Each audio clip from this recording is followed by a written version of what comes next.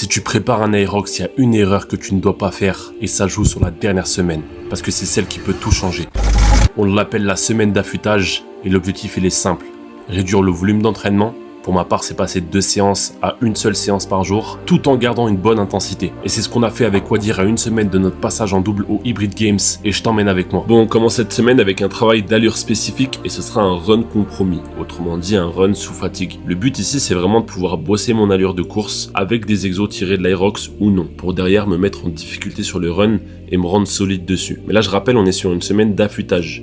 Donc l'objectif, c'est stimuler sans se cramer. Du coup, bloc de la séance, 5 x 600 mètres avec à chaque fois un atelier derrière. On aura donc 600 mètres de run, 30 wall ball à 9 kg, ensuite 600 mètres de run, 30 mètres de sled push à 200 kg, 600 mètres de run, 100 mètres de farmer carry à 2 x 24 kg, 600 mètres de run, 20 mètres de walking lunge avec 25 kg, et enfin 600 mètres de run, et 20 mètres de burpees bro jump. Le lendemain, mardi, direction la salle pour un full body, objectif force et explosivité sans mettre un volume important pour pas laisser de traces derrière. L'idée ici, c'est de pas perdre les qualités physiques qu'on a bossé. On réduit donc le volume et on garde l'intensité sur les mouvements clés. Troisième jour, le mercredi, on active un WOD tranquille sans chercher la cartouche. Et vous le savez que le WOD du mercredi, c'est cartouche de base avec Wadir.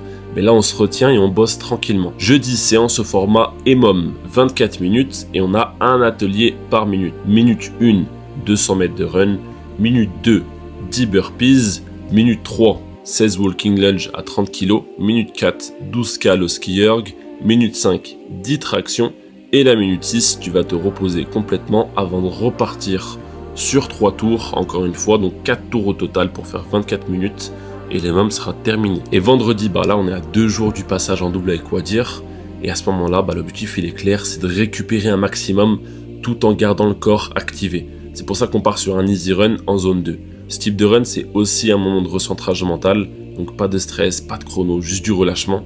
Et ça à 2 jours d'une compète, c'est hyper précieux. Et voilà, ma semaine d'affûtage est terminée, le boulot est fait. Et si je devais résumer les gros points importants pour ta prochaine course Aerox, c'est réduire le volume, mais pas l'intensité à 100%. Ne coupe jamais totalement. Dors plus et hydrate-toi plus.